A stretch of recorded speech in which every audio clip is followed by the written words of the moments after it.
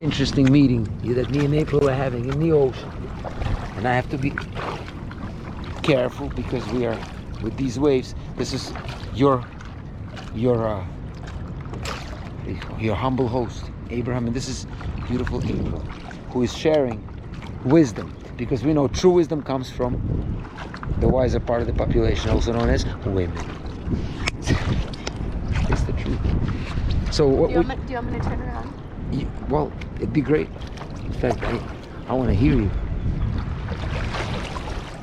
I'll sit too. Okay. Are you comfortable like that? Yeah, I'm comfortable. So am I. All right, so you said you're a physician? I'm a physician. So, when I was 16, 16. I was diagnosed with like an autoimmune disease, right? I hear you. And it like really threw me for a loop because I felt like I went through things when I was really young that most people didn't even fathom at that age. Or any age. Very truthful. And so, I don't know, there was something inside of me that always allowed myself to just like never take whatever they said to be my truth. Just to always like look back at myself.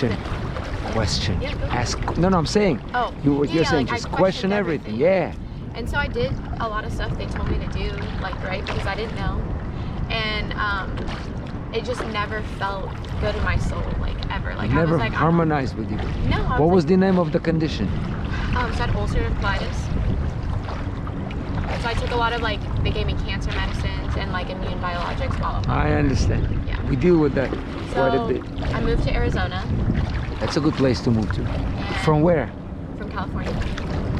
And I wasn't on anything, wasn't doing anything. And you were 16, you said at that time? So I was 16 when I got diagnosed, and then I was 22 when I moved. So for 6 years, you dealt with it for 6 years. Oh no, I dealt with it for like 11. But, so at 16 I got diagnosed, and 21 and a half, 22 I moved to Arizona. And I started meeting with like holistic healers, doing energy. Now we talk. So I was gonna say, so then when you said that about energy being stuck in the body, right? Attacking itself. Yes. You were so strong. I've learned, like, I know why I had like gut issues is because I kept so much held down, and I also never allowed myself to speak my truth because I was scared.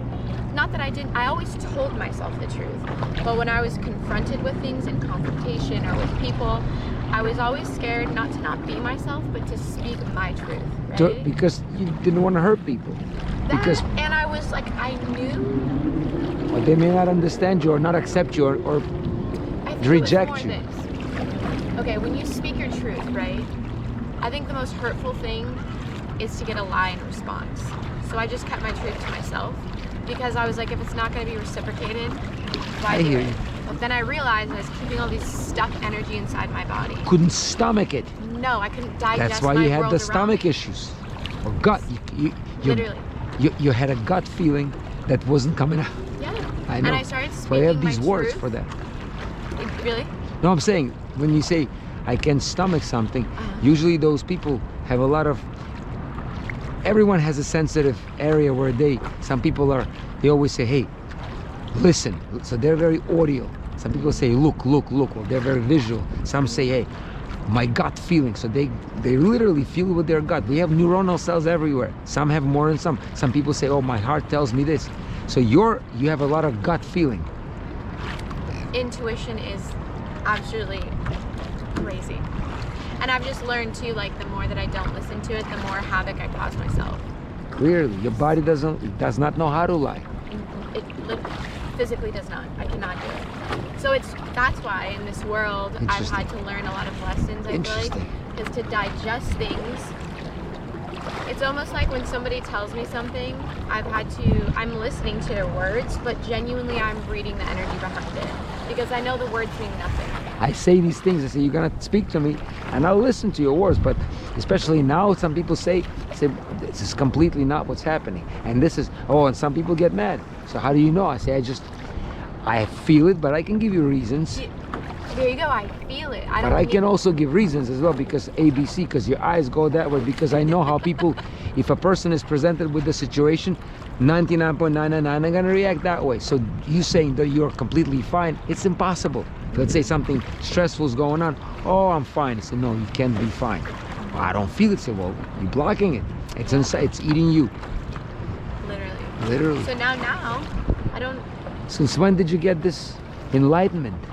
When I moved to Arizona, I just started digging into myself. Like, I want to understand who I am, why I work the way I am. Wow, and I don't want to live my life with this thing that I don't even, why it's not yours. It's not your life. And now I don't have it anymore. And I can genuinely say, I've said that multiple times in my life, but I can genuinely tell you on this trip alone, I've had to speak my truth and confront fears I've always been scared of confronting. Even on this trip? Yes, and literally, my stomach's been getting better and better and better for the last 10 years. I mean, excuse me, 6 years. This trip alone was actually altering for myself. Like, uncovering deep fears and like speaking that was like crazy. And then we meet. Yeah, and I'm going through the very, very not similar, the same thing for the last 4 years. I just spoke to, well, you know, you attract like. Yeah. You know how they say? So obviously I attract people of like conscience, like vibrations, like-minded people. And I try to attract as many as I can. So mostly we clash, and these are my friends who I know for some of them. It's my own mother, my own father, my brother. I mean, those people, sadly, well, it's sad and it's life, but they cannot fathom me, new me. Yeah. You know why too? Because, right, when you raise your vibration, and it's nothing against anybody at all, it's just truth.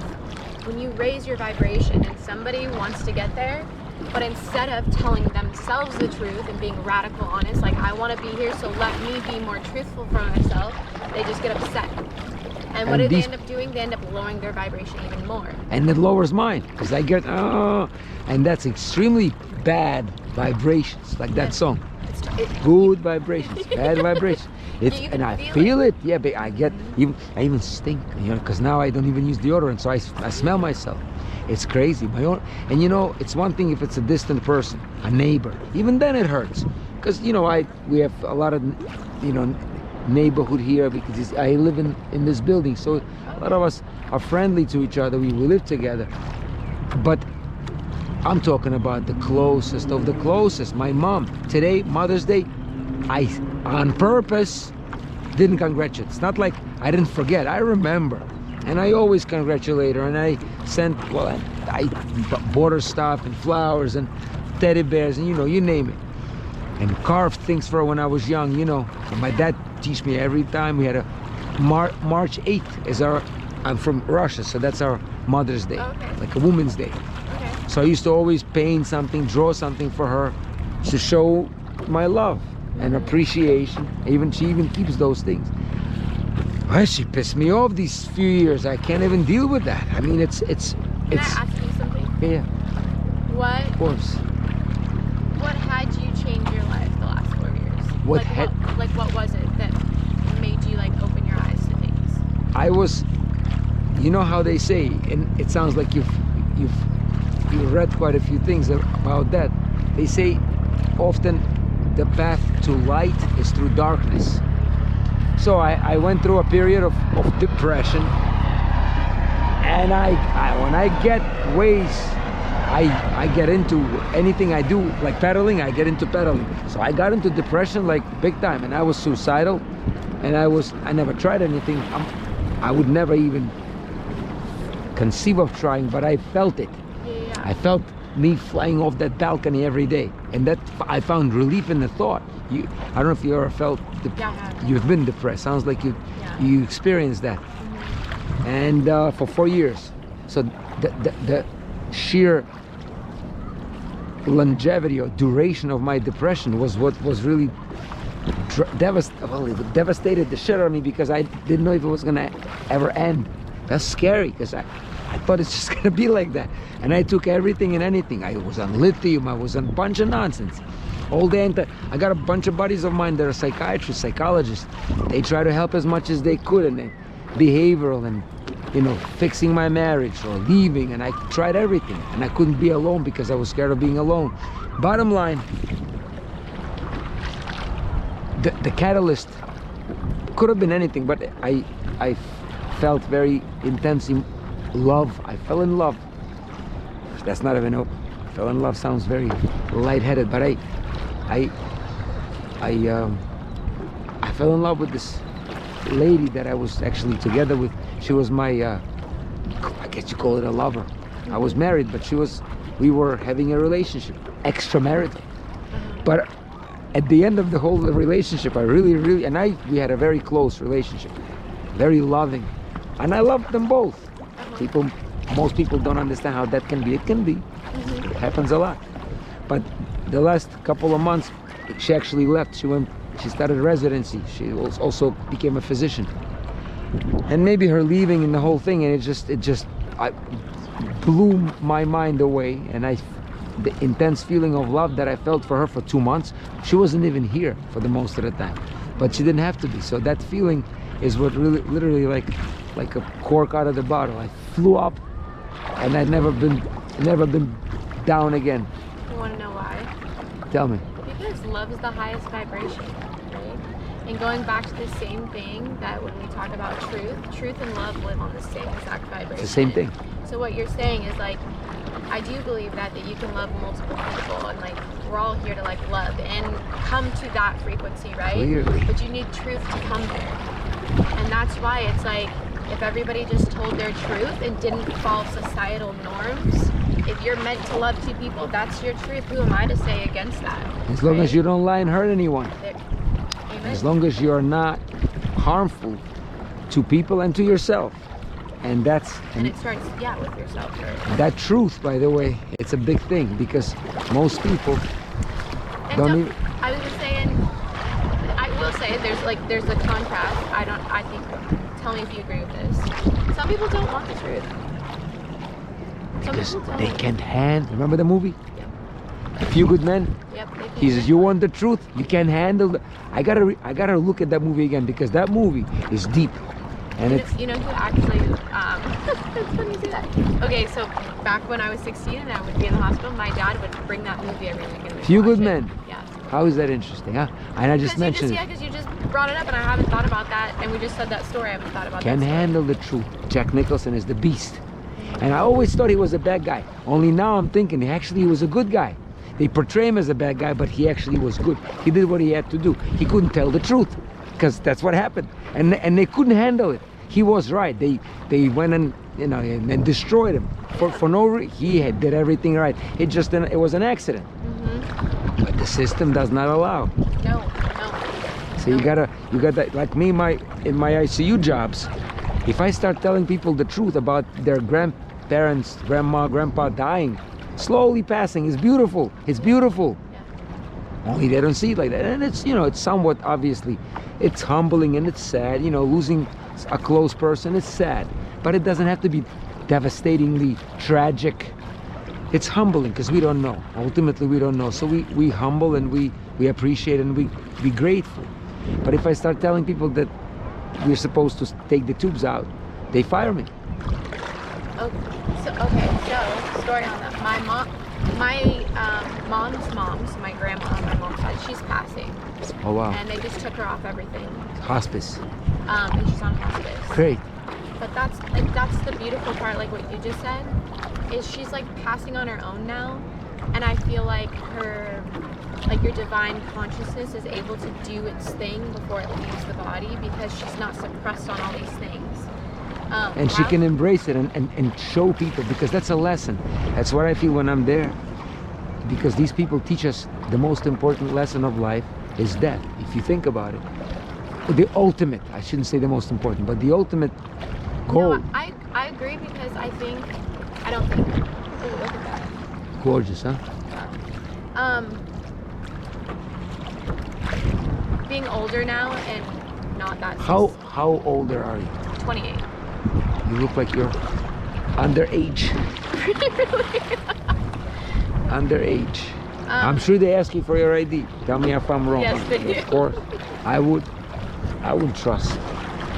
But in any case, so you were saying about how old is your grandma? My grandma, she just turned 90 actually a couple months ago. Great for her.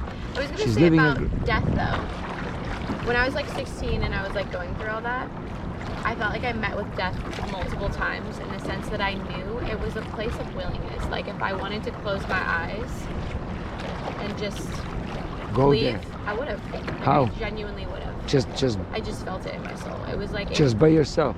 yeah. Just succumbing to the illness. Mhm. You were Yeah, I sick. was like, oh, I couldn't like eat, couldn't drink for like months. I was like 88 pounds, like couldn't walk. Crazy, weird to think And if you about. think of it, But now I'm like, but that was my moment that life delivered me. Do you want to be here? Do you want to look be how here? early you had that lesson. So early. Now And you I- have all your life to actually, you had a stepping stone so high, because it took me 44 years to reach that point where I say, 44 whoa, is a very powerful number though. 44. Yeah, I was exactly 44 when that happened 4 years ago. And that was for me the biggest blessing. That depression, had it been a little shorter, it would have not, it may not have been enough. I needed it to be that long, that painful, that fucked up for me That, to, like, gripping to yeah, your so soul. now I can, if I hear a word that resonates different, I'll say, that's not the word I want to hear. So please change, take that word. So word, I say, yeah, that one word, maybe. I don't like the maybe in that sentence. Take that away. People say, you're crazy, nitpicking. I say, well, I feel it. Sorry. Good, you're like living in your soul. Likewise. It's interesting that we met. What about this gentleman that you ultimately had a revelation that wasn't for you? How long did that last? All right, so we did long distance for like 2.5 years. How old is he? He's 25. He's a great, genuine person. Here's the thing. Didn't you know that he's a baby for you? A baby. Yeah. But here's the thing. Chronological. Here's my thing. If I like feel it, I can't deny it, right? Feel what? Like a pulsing like with it. Toward it, but that's because chemically you're extremely hormonally, chromosomally, physiologically, metabolically, you are extremely close. Physiologically, has nothing to do with you being compatible in life, because we have a lot of other things. Yeah. So they say, yeah, I'm so, like, people talk about this being this in sync and harmonious, and even the smell. Oh, that's crazy you talk about that, because both me and him would talk about, we don't wear like deodorant or perfume or anything. We would like love our like Because natural you are- pheromones. You're that. And you know what? I hold space for him. Like, he did cause me a lot of pain. But at the end of the day, when I've been sitting here thinking about it the last couple of days, it's not like I didn't know the truth the whole time. From that he the, was from never the day loyal. one you knew. I knew. Day and one. I decided to dive in anyways. I said, fuck it, because my soul felt it and I wasn't gonna not. Because I would have wondered, and I know who I am. I would have wondered my whole life, but what if I did? So now I don't have to wonder, but what if I But did? that's a lesson, because I've been learning this since this journey started. I became so involved in, I'm not religious, but I read the Bible, I read the Buddhist texts, I read Vedas, you know, the ancient Hindu teachings that nobody even heard of. Vedas, they're ancient, Sanskrit, they're pre-biblical. My brother's like, should be lived before. There's so much depth and so much things that no one knows. La vida is life, and this comes from that word Veda. Veda is knowledge in Sanskrit.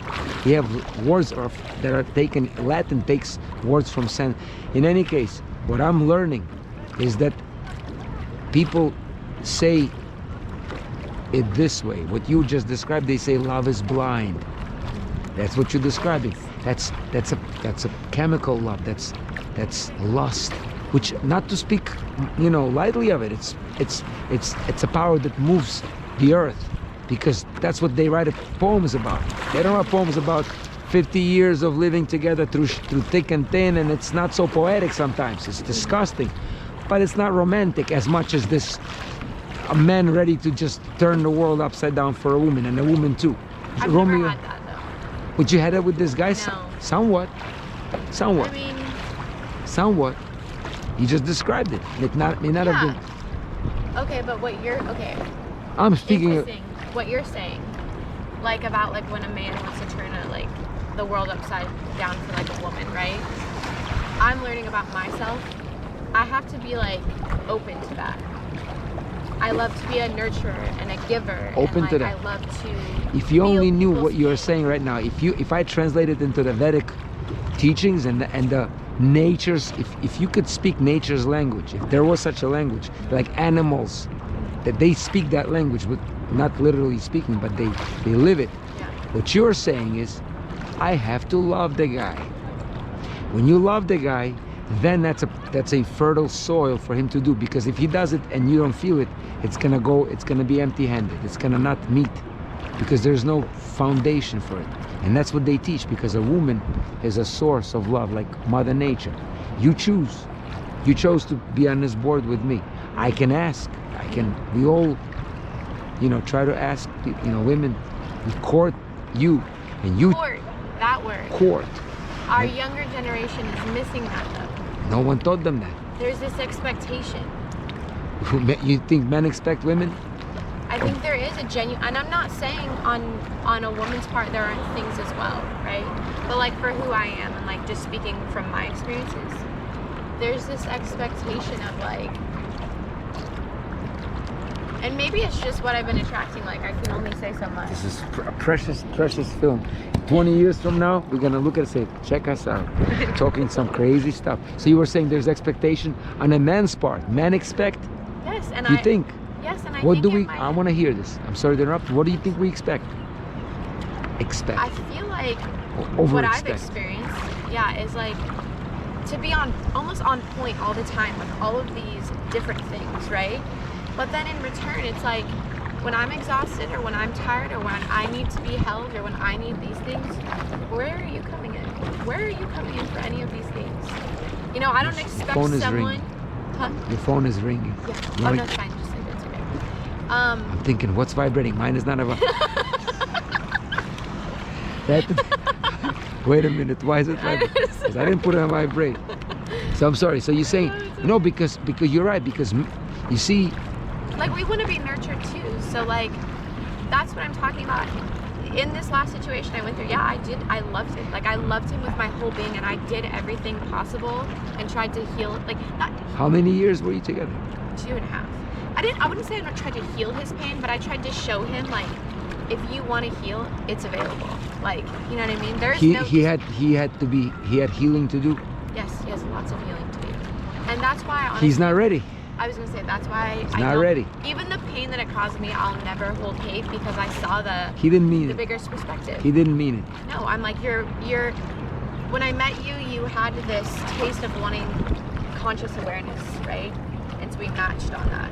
And I don't know what happened, but through his journey, and it's everyone's journey, right? Through his journey, this is what I saw, and this is me holding no judgment, just speaking from what I saw, was when me being a reflection of truth came to hit him in the face multiple times in the most loving way possible. I Loving, speak not with love, not like to in him gentle- loving, because he wasn't ready to face There his you go. demons. Not at all. Not at so all. It caused. Give me an example. I'm contradiction. curious. Give me an example of what you're saying, because I understand, but I'm curious as to how that actually transpired. Okay. So he told me things about his family, and then I met his family, and then I saw things, and I told him, I said, "But you're the black